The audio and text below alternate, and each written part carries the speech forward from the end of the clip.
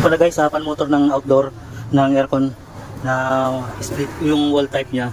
Ito yung sa outdoor niya na pan motor. Binakalas ko dahil walang line tong isang linya, itong puti walang line. So ano ko lang tong pinaka fuse niya. Itong thermal protector niya. Tanggalin ko lang yan.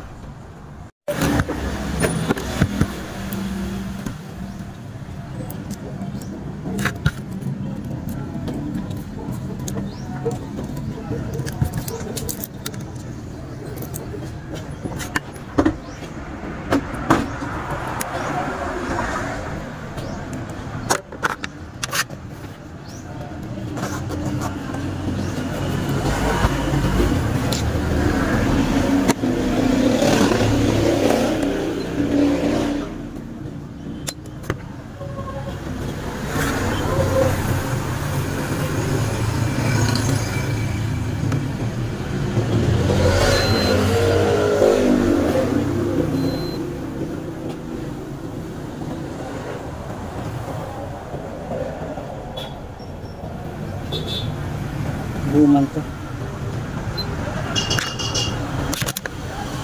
So ito guys yung putol. Ito buo pala to, buo. Kakabit ko na lang ulit to. So ito yung putol niya.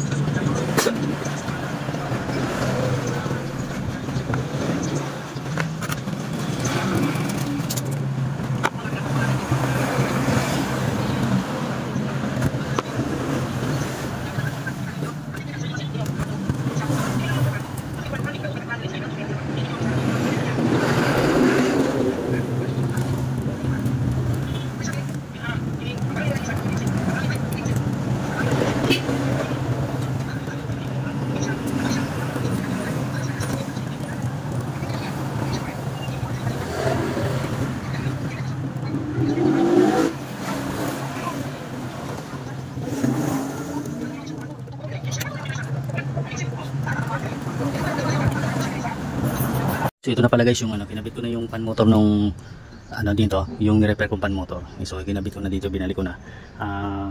Bali dadagdagan ko na lang din ng preno kasi ito yung nagkaroon ng leak yung niya, yung nagkaroon ng leak yung condenser niya dahil nag-high pressure siya dahil di gumana yung nasira yung nito, yung pan motor. So ito yung na-repair na. Kinabit na namin to, ayan na. Kakargaan ko na lang to ng preno guys. Ito higher nga pala to na basic lang. So bali ito, hindi ko lang kasi nakunan kanina na video, pero naikabit ko na siya, di ko lang nakunan kanina dahil nasa taas ako. Ako lang mag-isa kasi ngayon.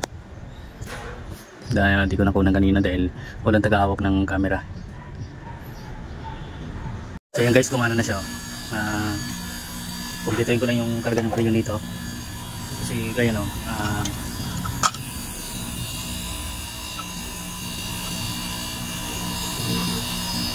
so bali yun, umikot na yung panya. Okay na yan guys, kumpletuhin ko lang yung karga. Kasi nabutas yung ano yan, yung condenser niya dahil medyo marupok na rin yung condenser niya. Tapos nasira pa yung fan motor niya kaya ganun yung nangyari. Nag high pressure siya kaya nagkabutas-butas yung ano yan. Pero okay na yun, nahina ko na rin yan.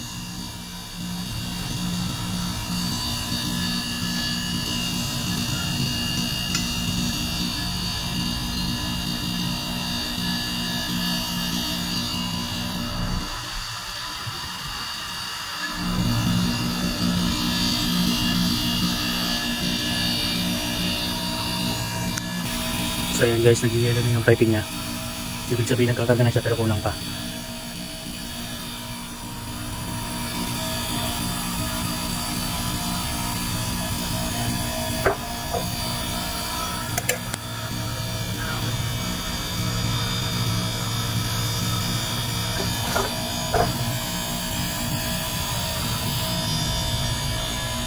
So yun, nalusaw na siya.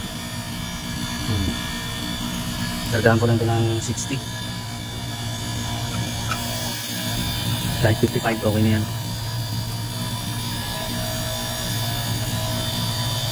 Guys, okay na yan. Natanggal ko na yung ano niya.